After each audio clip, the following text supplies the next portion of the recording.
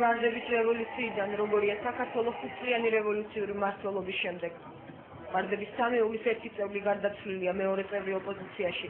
რა დარჩა რევოლუციური ტრიუმვირატიდან და რატომ არის აქტუალური რევოლუციის ერთ-ერთი ლიდერისთვის დღესაც 5 წლის წინანდელი მოთხოვნები?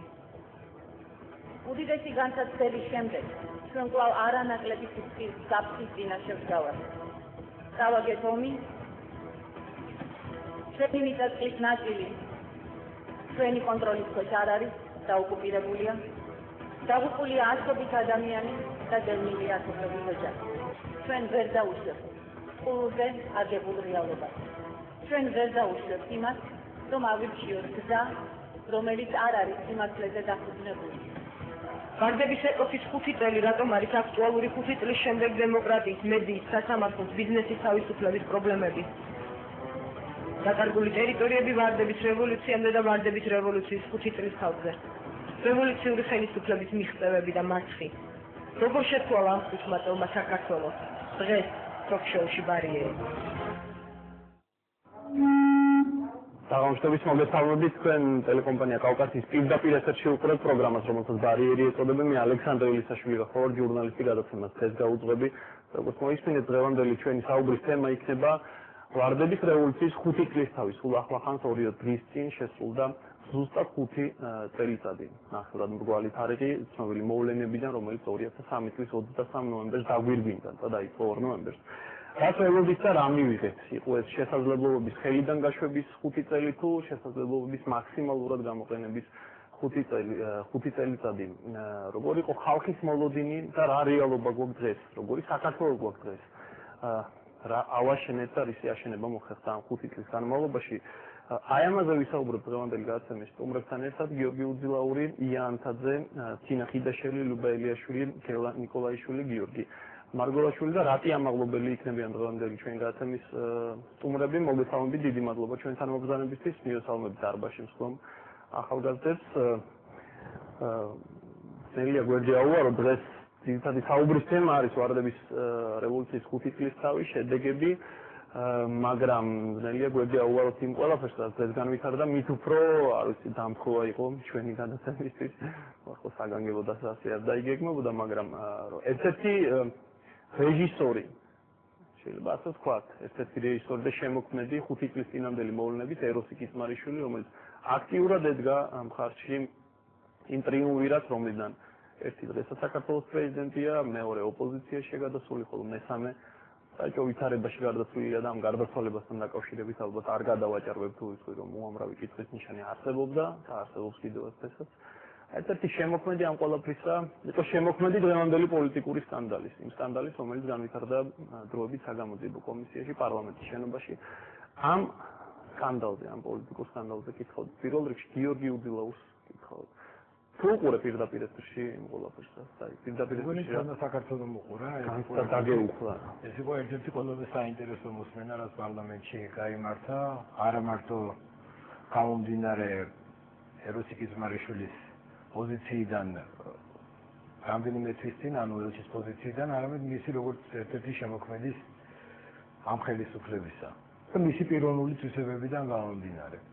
ფაქტი იყო, რომ ხელისუფლება იყო მზად კისმარიშვილთან სასაუბროდ და სასაუბროდ საკმაოდ აგრესიულ ტონებში და ისიც გამოჩნდა, რომ ეროსი კისმარიშვილი მზად იყო იმისთვის, რომ საპასუხო არგუმენტები მოეყვანა. მთლიანად შთაბეჭდილება რჩება იმის, რომ წავიდა ერთმანეთზე გადაბრალება. გიგა ბოკერიას თუ არ ჩავთვლით, რომელმაც თქვა და აღიარა, რომ ეს იყო მათი შეცდომა ეროსი კისმარიშვილის ელჩად არჩევის. დანარჩენ შემთხვევაში ფაქტიურად ეს იყო შეჯიბრებითობა და ურთიერთბრალდებები ორივე მხრიდან. ძირითადად ჩანდა გივი დარგამაძე, ჩანდა გოკა გაბაშვილი და ხათუნა გოგორიშვილი, რომლებიც თამაშობდნენ კიდეც ამ როლს, რა როლსაც შეიძლება ეწოდოს ბრალდებლების როლი. მე ვერ ვიტყვი, რომ გაიმარჯვა ან ერთმა ან მეორე მხარემ, თუმცა ეროსი კისმარიშვილმა საკმაოდ სკანდალური განცხადებები გააკეთა, რაც შეიძლება გამოიყენოს არა მარტო ოპოზიციამ, არამედ ჩვენმა მეზობელმა სახელმწიფოებმაც. თუმცა ვფიქრობ, რომ მაინც სიმართლე მაინც უნდა ითქვას და ამ შემთხვევაში გაჩჩილაძის ჩართვა კავკასიაზე უკვე შემდგომში, როდესაც კიტმარიშვილი იყო, მე ვფიქრობ, რომ საკმაოდ სწორედ განსაზღვრა მას, რომ ჯობდა გვიან, ვიდრე არასდროს ეროს კიტმარიშვილს ეთქვა სიმართლე ან თავისი პოზიცია უпростоრად იმაზე, რაც ხდებოდა. იასკვერას ვფიქრობ, რა შეიძლება დატოვანი ყველაფერმა, რაც ვითარდებოდა. რამდენიმე საათის განმავლობაში ან საგამოძიებო კომისიის დარბაზში. მე მივეცალმები პირველ რიგში ჩვენს მაყურებელს და შემდეგ ვიტყვი, რომ ალბათ ის იშვიათი ადამიანი ვარ, რომელსაც არ უნახავს დღეს პირდაპირ ეთერი, არა ხო? მაგრამ მე ვნახე სიუჟეტი ქრონიკაში, ეს იყო პირველი სიუჟეტი, სადაც ხელისუფლებიდან 7 ადამიანი აბათილებდა იმას, რაც თქვა ეროსი კიტმარიშვილმა. ხო და რა თქმა უნდა ეს სიუჟეტი რაც ვნახე, მივხვდი, რომ დღეს რაღაც სერიოზული მოხდანა. თქვენ უყურებთ თუ არა? თქვენ რეპორტაჟებიდან იცით? არა, მოყურე, რო უყურე, ლოგიკას არ ვიყურებდი თქო, ადამიანები თქო. ელოდით რო ასე განვითარდებოდა ეს, I think. სროლას ბოლოში არა. სროლას პარტიაში. ხო, რა მნიშვნელია. დასაწყისისთვის რომ ვთქვა. კი, პრინციპში მე უფრო ფაგორად ვიტყოდი, მე უფრო მეც ველოდი. ესე ვიტყოდი. არა, მუსტიკრის არა, მე ველოდებოდი გაცილებით უფრო მეტ კიცებულებიან არგუმენტებს, მოდით ესე ვთქვათ და ნაკლებ საუბრობს იმაზე, ამან როდის რა მითხრა, იმან რომელ შეხვედრაზე და რომელნი კერძო რომელიღაც ოთახში საუბრის დროს რა მითხრა.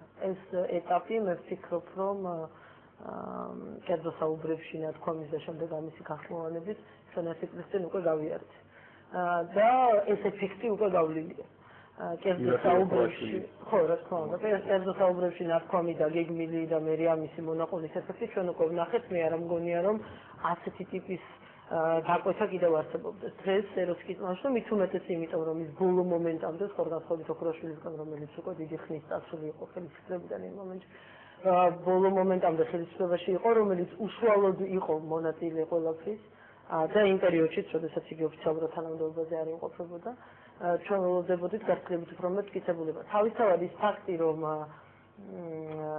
არც ერთ დოკუმენტში, როგორც ითქვა და მეჯერ სხვა არაფერი არ მინახავს, მინიშნებაც კი არ არის იმ ყველაფერზე, რაზეც დღეს ბატონი ეროსი საუბრობდა, ეჭქვეშ არ აყენებს მის მონაყოლს, მაგრამ არაფრის მტკიცების საშუალებას ჩვენ არ გვაქვს. ჩვენ ძალიან გაგვიჭირდება დღეს სერიოზულად ვიმსჯელოთ მონაყოლზე კერძო საუბრების შესახებ. ეს ძალიან სულ იქნება. როგორიც არ უნდა იყოს ჩემი დამოკიდებულება, მე წინასწარ ვაცხადებ, რომ მე მჯერა იმის ნათქვამის, რომ სააკაშვილმა თქვა თვითმფრინავში თუ საადამოს მნიშვნელობა არ აქვს, რომ დედაქალაქ სოხუმში გადავიდა. ნი ბატონო ეროსის კითხვა დაუსვეს, რომ იმის გარდა რომ თვითმფრინავში გითხრა რაიმე სხვა ოფიციალურ განცხადებაში ეს თქმულა და პასუხი იყო რატომაც არა. თუმცა მე ძალიან კარგად მახსოვს და შემიძლია ფირები გაზეთში დაბეჭდილებით არ მოვადგინოთ, რომ თქმულა.